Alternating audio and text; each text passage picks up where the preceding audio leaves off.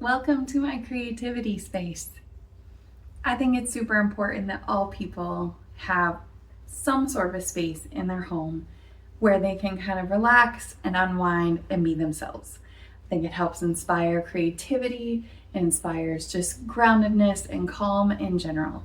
I think this looks a little bit different for everyone, but in this video, I'm going to go through the 5 steps that I use to create this space in my home, and hopefully this is something that you can use to help you create a better space to kind of relax and unwind and get yourself inspired. I have 5 steps on how to create a creativity space in your home. So the first thing that I did was consider the space that I was going to use. There was actually 2 different options in our home, and the one that I chose kind of surprised me. I had to sit with it for a little while and really look at and think it through. But some of the things to consider is, what is it that you need the most? Do you need a quiet corner somewhere? Do you need somewhere that is right in the middle of everything so that you remember to visit it on a regular basis? How much space do you need? How close to the bathroom do you need to be? For me, I love that I am right next to the kitchen. The refrigerator is right there. The tea kettle is right next to that. The windows look out into the backyard. And we have deer and wildlife that come through on a regular basis, and so being able to see that was really important to me. So I chose this smaller space versus I had a larger space option, but the larger space faced the road, was further from the kitchen and the bathroom, and it just didn't seem as cozy. And for me, the feeling of coziness was really important. So that number one thing is picking out the space. And I also understand that not everyone has a room or rooms to choose from in their home. I have this luxury right now, but there have been other points in my life where I certainly did not. I have had more like just kind of a little office space. It was just sort of the area above my desk and around it. And even now, like, this does function as my office space as well, because a lot of what I do is digital. I've been a graphic designer for years, and a lot of what I do is marketing and digital creation. So having an office space that's not totally covered in bills is kind of important. But your office space can also become that for you. If you decorate it nicely, if you really work on the ambiance that you're going to create there, you can turn whatever space you have into your relaxation, inspiration space. Also, when I was in college, I think the only thing I had was like this area that was above my chest of drawers. And so I had a little surface on top of the chest of drawers and a little wall space, and that was really it. But even then, it was eye level. I dedicated it for that. I had my inspiration board and kind of different things that meant something to me. And so even the tiniest of spaces can become your moment of zen, your moment of quiet, your moment of just kind of coming back to yourself in the hustle and bustle of the day. So wherever your space may be, just make sure that in your mind, and even in your family's mind, who are your roommates, whoever you live with, they understand that, like, this is my space. That doesn't mean other people aren't invited into it, but that it is not a place to clutter and have all those other items, which comes to number 2, which is definitely content and being very aware of what you're bringing into your space. So, like I mentioned, this is my desk, this is my office space, but I have purposely put all of my filing cabinet, all of my bills, everything else on the complete opposite wall out of the way. So when I'm sitting at my desk, it is behind me, out of sight, out of mind. The laundry room is at the other end of the house. The dishes, yeah, they're a little closer, but it's not anything that I see. It's not in my field of vision. The coming and goings of the day, the hubbub, all of that is elsewhere in the house. The other things to consider with your contents is, I really want this to be my creativity space, my art studio, where I really make and create all the wonderful things that I love to do. But I do not have enough room to have all of those supplies and all of those things stored in here. So I have a few things. I have kind of my essentials over here in this desk, and you can't quite see it, but I have another shelving unit here that has some drawers where I have some things hidden away that I use on a really, really regular basis. But the majority of that stuff, all of the supplies for sewing, or painting, or paper crafts, or just anything and everything, is downstairs, stored out of the way, where I don't have to look at it every day. I don't have to be overwhelmed by it, encompassing my space, because as much as I love it, it can be a lot to have all of those items out and visible.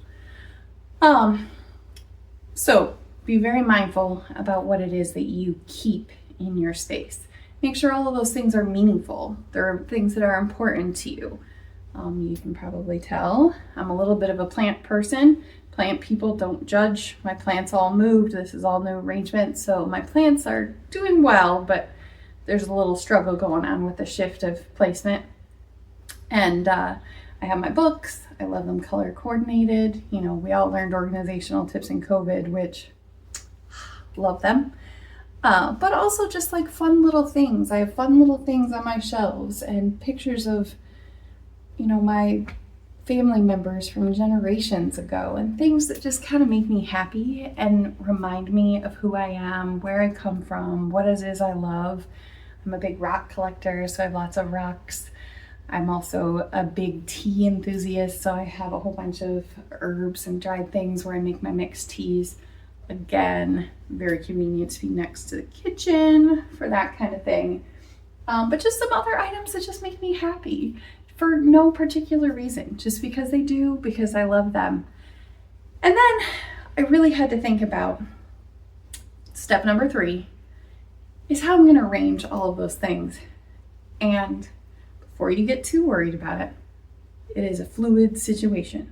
I have rearranged and arranged and rearranged this room, 6 or 7 times in the last couple of months. I think I finally kind of landed on how I like it and where I want everything to be. And that's because I've finally taken the time to really think about where and how everything is arranged. Like I mentioned, my bills and my chores and the things that I do not want to stare at every moment of the day are out of sight, out of mind, behind me. When I'm in the room, the space that I'm using, all the things that I love, my plants, are all really accessible to me, accessible to my line of vision. And so it helps really create that environment, but also usability. Like I said, my backup supplies, the things that I do use on a regular basis, are right there, which I can still pivot from my chair very easily to access. And then I have the other cabinet shelves. I have like my Sharpie markers, which love a good Sharpie. Those are down right next to my desk, right below the books. Can't see them, sorry. But all of your things need to be arranged in a way that makes sense to you and also is going to make it a good immersive environment that's functional. If it doesn't work, it's just not going to work. It'll be a mess. You'll definitely not be inspired when you walk in and it's a disaster all the time. You need to figure out how you work, how you're using your space, and what's going to work the best for you. I still haven't figured out, I really am a huge candle person. I love candles. I have to be careful with fragrances and that kind of thing, because that'll definitely set the mood in a good way or a bad way. But I haven't really figured out where a candle works in my whole situation. At some point, hopefully I will, but just be mindful of your use of space and your use of arrangement once you've decided what all is going to live in your room. And again, don't be afraid to change your mind. And then the 4th thing is really giving it personality. Like I mentioned, I've picked all of these things because they're what I love, but I've really, once I've got my functional arrangement, I want my personality to show. And so even looking at the frame of this video, this is zoomed, like there's a lot more background than I think there would normally be. And that's because I want you all to see, like I want you to see my plants. I want you to see my pictures and the little funny trinkets and things that I have on my shelves. And just that I've really not only surrounded myself with these items, but really taken the moment to create a room and a space that even communicates to others about what I like, what color palettes make me happy. I have a plant addiction. My children love to tease me about it. And I'm not sorry. This is where my plants live. This is my plant world. Make it your own. Make it fun. You know, part of making the space an enjoyable space that you want to be in is really allowing yourself to be yourself in that space.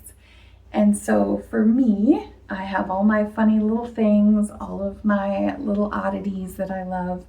I have a whole bunch of crystals and gems and things, which, you know, however you feel about it, it's creative and a little hippy dippy to me. But whatever it is that is your thing, this is your space. Embrace it. Let your personality really show through. And then the fifth thing that I considered after I really got everything functional, I got everything styled the way I wanted it, my personality was really showing, I thought some more about, okay, what are the things that I need to just bump this up that last tiny little bit to make it comfortable. So step 5 is comfort. And for me, it's really just lots of little things. Like I said, I haven't figured out the candle situation yet, but I have a rocking chair over in the corner that used to belong to my great aunt, and it's not gorgeous. I don't love it aesthetically. So it's behind me, so I don't have to stare at it. But sitting in it reminds me of her and makes me think of our family farm where it used to be. And so it's a very comfortable place for me to sit. And especially towards the end of the day, the kids are in the living room listening to, you know, YouTube, watching their shows, whatever it is, I can be kind of in this room behind the wall, tucked away, looking at all of the things that I love, all my, you know, projects I was working on for the day, but be in my own quiet, comfort, reflective space. I have a cozy blanket. I have essential oil diffuser that I have going on my desk just because, I mean, why not make it just a little bit nicer and more comfortable for myself? I have ordered a new office chair. This one, I don't even remember where it came from or who gave it to me. And if it was you, thank you so much. But I hate it. It's not comfortable. And so out with the old, in with the new. Hopefully it'll be here soon. But again, the only way that this space is going to be a space that I really run to, come to, spend a lot of time in, and use the way that I hope to use it is if I'm also very comfortable in the space. So I hope that this has kind of helped you prioritize and think about and maybe plan out how to create a space for yourself that's not for eating or sleeping or doing chores, but just a space to unwind, to be yourself, and really start to create. Come back and see me again. My name is Jenna, and I'm looking forward to all of our adventures.